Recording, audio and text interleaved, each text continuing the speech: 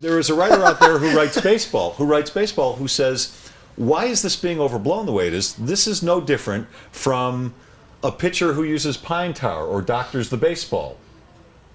Okay. Who throws a spitter. This is no different from a batter who uses too much pine tar, which allows them to grip the bat more. Now, in baseball, those people do get fined and suspended. Well, what about they get suspended 5 games. Sure. They get suspended 7 games. Yeah. So I think a suspension is called for here, Woody. I do. And I think that's answering a question.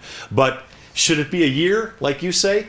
That seems really oppressive to me. That seems overboard to me. Can I ask one more question? Yeah, sure. Do you think that Richard Nixon was driven out of the White House and resigned because of a break-in or because of a cover-up? The cover-up. Right. Because of Look, lies? we're a very forgiving nation. We're very forgiving as sports fans. Yeah. We forgive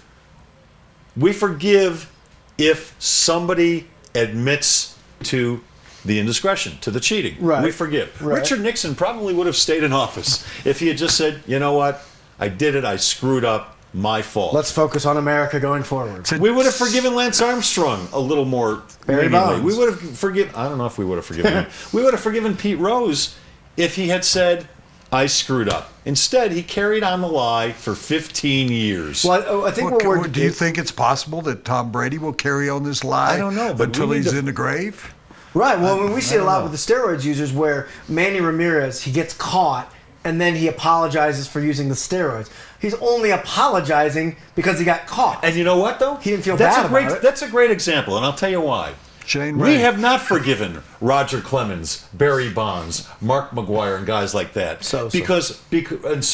Because they insisted for years Right. that they didn't do anything. But because Manny Ramirez said, I'm sorry, Yeah. do we ever lump Manny Ramirez into that same what about discussion with the other Giambi? cheaters? Giambi. Was a cheater. Well, Do we ever lump those McGuire's guys a in? hitting coach in the National League. Well, baseball forgave Dodgers, him, yeah. but a lot of fans have.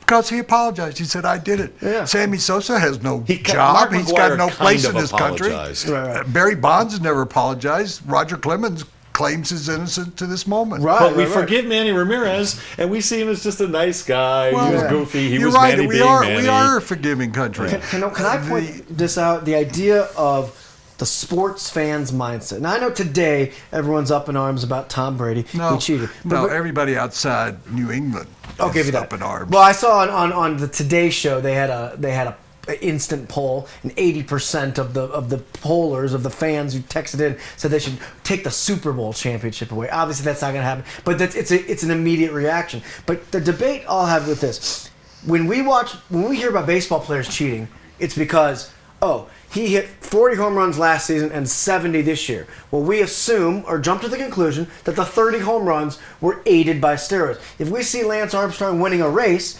we say to ourselves, I bet he only would have come in second place, but because of this, he's in first place. But when you look at football, it's not the same. You don't say, he would have completed 3 more passes or 3 fewer passes, but the ball or the regular ball. It's not quantifiable. Same with Sean Merriman, one of the best players of his generation, played against the Broncos twice a year for San Diego. He got busted for PEDs, but we weren't as mad at him as we were at Barry Bonds because we can't say, he had 15 sacks, but he only would have had 10. He got around that offensive lineman because he was doing PEDs. Yeah, that move he made on the Broncos was PED-aided, that's but the good home point. run is clearly PED-aided.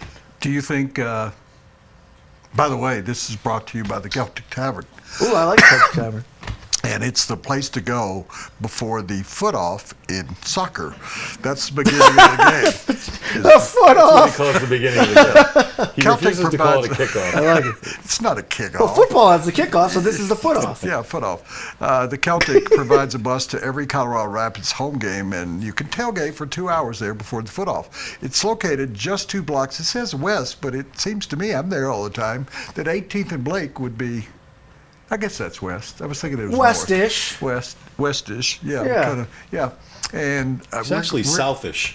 Really? That's Yeah. why I can't figure out what 18th and Blake is, if it's... Well, 18th and Blake is 2 blocks south I of know 20th that. and Blake. Yeah, I get that. So it's but 2 I don't know blocks what south of direction it Coors Field. is. But I'm going to get my car, which has a little direction.